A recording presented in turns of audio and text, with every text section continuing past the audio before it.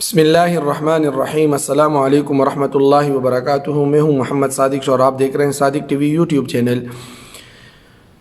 آج ہم اپنے پچھلے موضوع کی طرف، جو رمضان سے پہلے ہم اس کو نشر کرتے تھے، اغلاط العوام، عوام میں مشہور غلط مسائل، کہ یا تو وہ سرے سے مسائل ہے ہی نہیں، عوام نے اپنی طرف سے بنا لیے، یا مسائل تو ہیں لیکن ان کا حلیہ عوام نے بگاڑ دیا ہے اور اس کو غلط طریقے سے مشہور کر لیا۔ تو اس میں آج ہمارا جو مسئلہ ہے وہ ہے لقطہ، یعنی گمشدہ چیز کے بارے میں۔ لقطہ ایسی پڑی ہوئی چیز کو کہتے ہیں جس کا مالک معلوم نہ ہو، اس کو لقیط بھی بولتے ہیں، لقطہ بھی بولتے ہیں۔ تو اس کے بارے میں مسئلہ ہے کہ بعض لوگ ایسی چیزوں کو اٹھاتے ہی نہیں اور سمجھتے ہیں کہ نہ اٹھانا ہی افضل ہے، حالانکہ جہاں پہ یہ غالب گمان ہو کہ نہ اٹھانے سے وہ چیز ضائع ہو جائے گی، وہاں اٹھا لینا واجب ہے۔ اگر نہ اٹھائے گا تو گناہ ہوگا۔ اس کو یہ گمان ہو رہا ہے کہ یہ چیز اگر میں نہیں اٹھاؤں گا تو یہ ضائع ہو جائے گی، یہ غلط ہاتھوں میں چلی جائے گی، تو اس کا اٹھا لینا اس پر واجب ہے۔ نہیں اٹھائے گا تو وہ گنہگار ہوگا۔ اچھا، دوسرا مسئلہ ہے کہ بعض لوگ اس نیت سے اٹھاتے ہیں کہ اس کو اپنے کام میں لائیں گے۔ اس نیت سے اٹھانا گناہ بھی ہے اور اس اٹھانے سے وہ ضامن بھی ہو جائے گا جب تک مالک کے پاس نہ پہنچائے، کہ چیز تو دیکھ لی لیکن اب اس کے دل میں یہ آ رہا ہے کہ چلو میں اس کو اپنے کام میں لاؤں گا، تو یہ بھی گناہ ہے۔ یہ کسی اور کی چیز ہے، اس سے گر گئی اور آپ اس کے ضامن بھی ہے کہ پہنچانا آپ کے ذمہ ہے کہ آپ اس کو مالک تک پہنچائے۔ اگر خدا نخواستہ آپ نے استعمال کی اور وہ چیز بعد میں پتہ چلی کہ وہ فلاں کی تھی، تو آپ کو اپنی طرف سے دینی پڑے گی۔ ایک اور مسئلہ ہے کہ بعض لوگ اٹھاتے تو اسی نیت سے ہیں کہ ہم مالک کو پہنچا دیں گے، مگر نہ مالک کو پہنچاتے ہیں نہ اس کی تشہیر کرتے ہیں، تو ایسا کرنا جائز نہیں، بلکہ اس کی تشہیر کرنا واجب ہے۔ جہاں پہ وہ چیز ملی ہے وہاں پہ اعلان کرو کہ بھائی مجھے یہاں پہ ایسا ایسا ملا ہے، تو جس کا ہو تو وہ آئے، نشانی بتائے اور اپنی چیز لے جائے اسی جگہ پر۔ اور یا دوسرے ایسے مواقع پر جیسے بازار وغیرہ پہ جہاں پہ زیادہ امکان ہو کہ کسی کو پتہ چل جائے گا، اور یا مسجد میں، مساجد کے دروازوں پر، جہاں پہ مساجد کے دروازوں پر، وہاں پہ مسجد میں اس کا اعلان جائز نہیں ہے، کیونکہ حدیث شریف میں آتا ہے کہ جو گمشدہ چیز کے لیے اعلان کرتا ہے کہ مجھ سے یہ چیز گم ہوئی ہے، تو حدیث شریف میں آتا ہے لا رد اللہ علیک، اللہ تعالیٰ تجھے یہ نہ لوٹائے۔ تو مسجد بھی اس کا کام نہیں ہے، مسجد کے باہر دروازے پر یا دیوار پر اس کی تشہیر کر سکتے ہیں کہ جو ہے میرے پاس ایسی چیز ہے، جس کا بھی ہو تو وہ آ جائے۔ اور اس کی مدت کیا ہے کہ کب تک اس کی تشہیر کی جائے؟ اس وقت تک تشہیر کی جائے کہ جب تک یہ غالب گمان نہ ہو جائے کہ مالک نے اب تلاش چھوڑ دی ہوگی، تو وہ پھر جو ہے وہ اس کو رکھ سکتا ہے۔ اور پھر بھی رکھنے کا یہ ہے کہ اگر وہ اس چیز کا خود محتاج ہے تو وہ خود استعمال کر لے، اور اگر وہ اس کا محتاج نہیں ہے اور تو پھر وہ غریبوں میں تقسیم کر دے۔ یہ ایک بات ہے، تو وہ غریبوں میں تقسیم کر دے۔ تو یہ تھا لقطے کے بارے میں۔ اور ایسی چیزیں جس کو عموماً کوئی اٹھانا پسند ہی نہیں کرتا، مثال کے طور پر کسی کا ٹماٹر گرا ہوا ہے، کسی کا آلو گرا ہوا ہے، کسی کا پیاز گرا ہوا ہے، اور اگر نہ اٹھائے گا تو ظاہر ہے کہ ضائع ہو جائے گا، اور یہ بھی ظاہر ہے کہ مالک ایک ٹماٹر کے پیچھے کبھی بھی واپس نہیں آئے گا، ایک آلو کے پیچھے کبھی بھی واپس نہیں آئے گا۔ تو اس کو اٹھا لینا، اگر آپ اس کی خود ضرورت مند ہے تو خود اس کو استعمال کریں اور اس کو ضائع ہونے سے بچائیں، اور اگر ضرورت مند نہیں ہے تو آپ کسی کو صدقہ کر دیں اس کی طرف سے، کہ یہ جس کا گرا ہوا ہے اس کی طرف سے یہ صدقہ ہو گیا۔ یعنی ایسی چیزیں کہ مالک اس کا زیادہ اہتمام نہیں کرتا، کہ اب مالک اس کے پیچھے لازماً آئے گا کہ مجھ سے یہ چیز گر گئی تھی، میں اس کو ادھر ڈھونڈ لوں، تو ایسی چیزوں کو اٹھا لینا اور اس کو ضائع ہونے سے بچا لینا ضروری ہے۔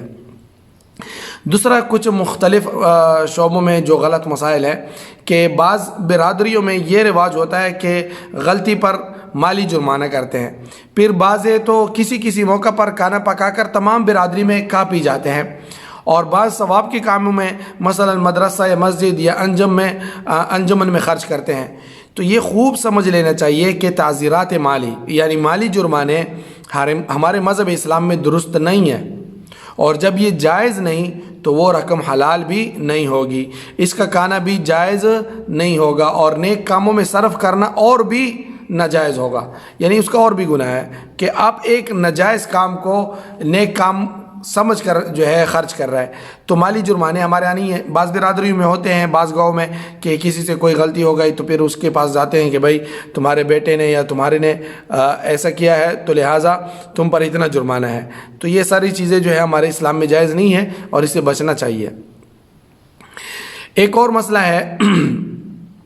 کہ آج کل چور کا نام نکالنے کے لیے لوٹا کوزا وغیرہ اس کو گھماتے ہیں، اس پہ کچھ پڑھتے ہیں اور پھر اس کو گھما وغیرہ۔ تو یہ بات سمجھ لینا چاہیے کہ اس طرح کے عمل کرنا، اس طرح کے موکلات کو حاضر کرنا اور یہ آج کل عمل عام ہے، یہ سب بالکل محمل اور خرافات ہے۔ ایسی ضعیف اور باطل بنیادوں پر کسی کو چور سمجھنا اور کسی طرح کا شبہ کرنا جائز نہیں، یہ بالکل بھی ناجائز ہے۔ یہ عامل لوگ ہم لوگوں کو بیوقوف بناتے ہیں کہ یہ چور ہیں، وہ فلاں رشتہ دار کا نام لیتے ہیں، یہ کرتے ہیں، وہ کرتے ہیں، اور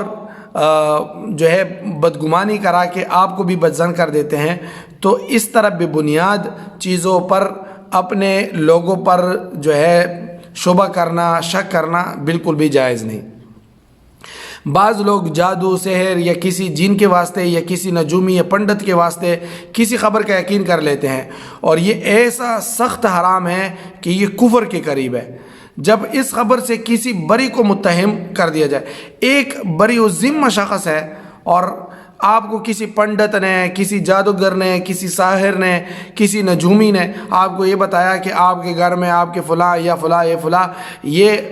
اس نے آپ کے ساتھ یہ کام کیا ہوا ہے، اس نے آپ پہ تعویذ کی ہوئی ہے، اس نے آپ پہ جادو کیا ہوا ہے، اور ان کی باتوں میں آ کر آپ اس بات کو یقینی بنا لیں، تو یہ کفر کے قریب ہے۔ اور ایک بری شخص کو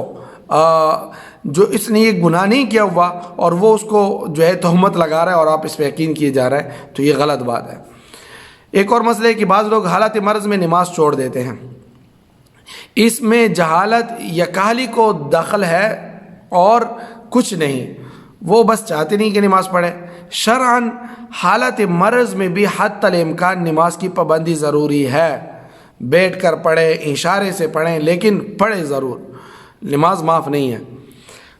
بعض لوگ مریض ہوتے ہیں، بعض لوگ مریض اور وضو اور قیام کی قدرت ہوتے ہوئے بھی، یعنی وضو پہ بھی قدرت ہے، نماز پہ بھی قدرت ہے، اور جو ہے قیام پہ بھی قدرت ہے، پھر بھی تیمم کر کے نماز پڑھتے ہیں، بیٹھ کر نماز پڑھتے ہیں، تو خوب سمجھ لینا چاہیے کہ مطلق مرض ہے، یعنی آپ خود تھوڑے سے بیمار ہو گئے تو آپ نے تیمم کرنا شروع کر دیا، آپ نے بیٹھ کر نماز پڑھنی شروع کر دی، یا اسی طرح آپ ماشاءاللہ خوب ہٹے کٹے ہیں، آپ میں قدرت ضبط ہے اور آپ ویسے کراہتے ہیں ہائے، اس طرح کرنے سے نماز ختم ہو جاتی ہے، خراب ہو جاتی ہے۔ نماز میں اس طرح کی آوازیں نکالنے سے آپ اٹھ رہے ہیں یا بیٹھ رہے ہیں اور نماز میں کہہ رہے ہیں ہے، تو نماز بڑی احتیاط کی چیز ہے، اسے بیکار نہ سمجھیں۔ ایک اور مسئلہ ہے کہ ایک کو چاہیے کہ حالت مرض میں مریض کا ستر چھپانے کا اہتمام نہیں کیا جاتا۔ کوئی مریض ہوتا ہے، دوسروں کو تو اس کو دیکھنا جائز ہی نہیں، بلکہ ڈاکٹر کو، طبیب کو، حکیم کو بھی مقدار ضرورت سے زیادہ دیکھنا جائز نہیں، چاہے وہ مرد ہو یا عورت ہو۔ تو لہٰذا اس کا بھی بہت اہتمام کرنا چاہیے کہ مریض کے ستر کا خیال رکھنا چاہیے۔ بعض لوگ دوا کے حلال و حرام اور پاک اور ناپاک ہونے کا کچھ خیال نہیں رکھتے کہ یہ دوا حلال ہے یا حرام ہے یا جو ہے پاک ہے ناپاک ہے۔ مسلمانوں کو اس حال پر بہت تعجب ہے، مسلمانوں کی اس حال پر بہت تعجب ہے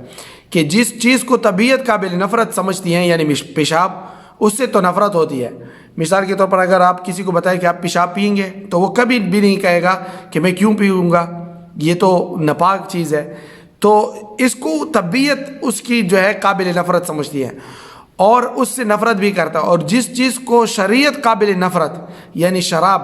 بتلائیں اس سے نفرت نہ ہو۔ یہ تعجب ہے، تعجب کی بات ہے کہ شریعت کی بتلائی ہوئی حرام اور ناپاک چیز آپ کو اچھی لگتی ہے اور طبیعت کی جو ہے بری لگتی ہے۔ ایک اور مسئلہ ہے کہ اکثر نامحرم عورتیں بیماری یا مرنے کے بعد جو ہے نامحرم مردوں کے سامنے آ کر ہی ہوتی ہے. عورتوں کو اس حالت میں دیکھنا جائز نہیں ہے. مثال کے طور پر کوئی بیمار ہے تو لوگ آتے جاتے ہیں تو دوسری عورتیں بھی جو ان کے آپس میں ہوتی ہیں وہ کھڑی ہو جاتی ہے اور مرد بھی آتے جاتے ہیں، یا فوتگی میں اس طرح کا ہو جاتا ہے. تو یہ بات سمجھ لینا چاہیے کہ عورتوں پہ پردہ ہر وقت فرض ہے اور ان کو غیر محرموں سے جو ہے پردہ کر لینا چاہیے، اس طرح سامنے نہیں آنا چاہیے. وما علینا الا البلاغ. والسلام علیکم ورحمۃ اللہ وبرکاتہ. دوستو صادق ٹی وی کو سبسکرائب کرنا مت بھولیے، ویڈیو کو لائک کریں، شیئر کریں اور کمنٹ سیکشن میں اپنے رائے کا اظہار ضرور کریں.